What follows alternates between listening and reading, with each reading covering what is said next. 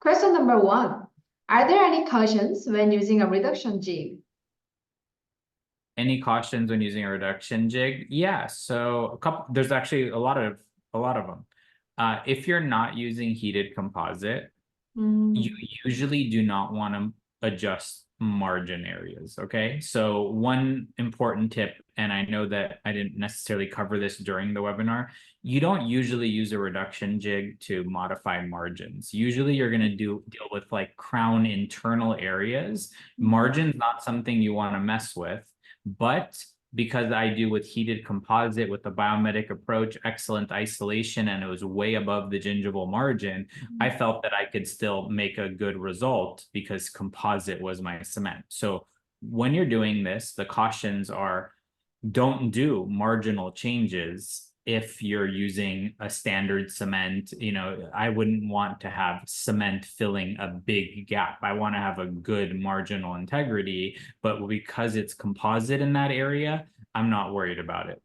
The other thing is you need to be very precise. So you got to learn your printer, you got to learn the settings. I had to print this a couple times in order to find that 0.15 worked well. I was trying it on the model to figure out. And so 0.15 is my default. I wrote it down. As time goes on, there's new resins and things. So I might try different things as time goes on to figure out like what's the best. It was a little bit loose. But when I went a little less, it was too tight, and that's too much adjusting to make it fit. I'd rather have a little loose. So your caution is to know your printer. It's to not adjust the margin. And then when you're actually making the adjustment, you need to make sure you don't overdo it. And that's where the reduction jig helps, but so does electric handpiece. You have to be precise. Drawing those Sharpie lines really helps you understand if you've over reduced. If you've erased all the Sharpie on the side, you might be thinking, wow, I just removed like way more of the margin area than I wanted.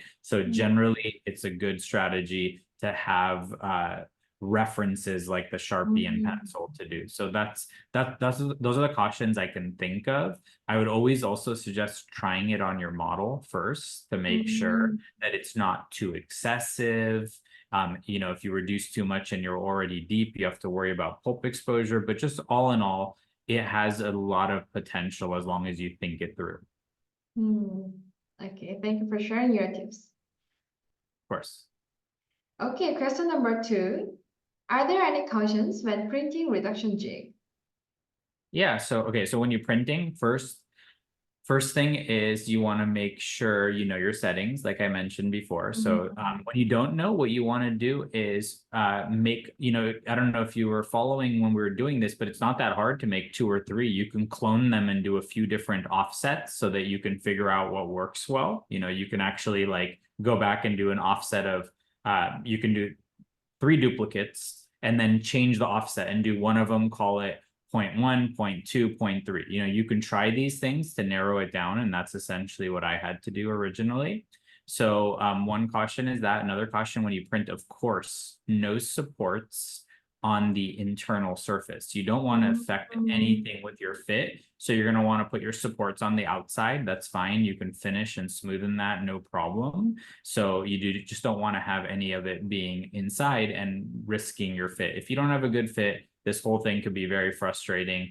You've already made your restoration. If it doesn't fit, luckily, none of those issues happened. It fit very predictably. Also, I don't know if you noticed, but I extended a little more and removed in a few areas where I probably had around 1 millimeter originally, but I just wanted to make sure I didn't miss some areas. So like I went a little bit further when I was marking things just to give myself a little bit of room, because trying to do a very small surface on the distal of that tooth number 2 would be hard to get a burr and be that precise, right? Your burr is a certain size. So I kind of wanted to limit the size, but at the same time, not be so tiny that I might end up having a struggle to fit the final restoration. Okay. Last question number 3. Can we make a reduction jig when there is no 3D printer? Reduction jig, I want to say no, but I guess maybe if you can mill it, yes. When you design this, you have 2 options, right? You've created this file. which is the coping. Now you can either mill it or you can print it. So if you have a mill that's capable of it, then yes, you know, people make milled night guards, you can make milled provisionals. So yes, you could mill this, no problem. But if you can't mill and you can't print, the furthest you can get in this process is modifying your scan data, making a restoration, but then you're left without the ability to accurately make the changes in the mouth. And the best you can do is maybe draw it and try to, you know, just do it by hand. But that's where things can get unpredictable and create more frustration. So I don't recommend that. I was just thinking about the material. So when you print, do you use the same material just as the crown 3D printing material, or do you use different one?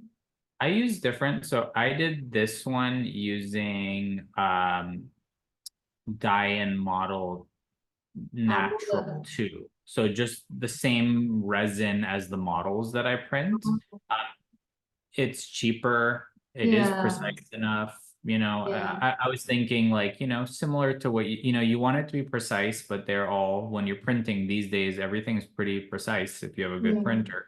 But I don't need an expensive material. I don't need a super strong material. So I'm not going to use like ceramic crown or onyx or one of those really strong materials because there's no need. So basically, I think the ones to consider would be model resins or possibly night guard and splint resins, though I didn't really like the idea of the translucency. I preferred something that's easier to see. That's why I was leaning towards that. What would be perfect is I have some pink resin that was from Sprint Ray when they did a promotion. So something like that with high contrast would be nice, you know, but dye and model natural did the job perfectly.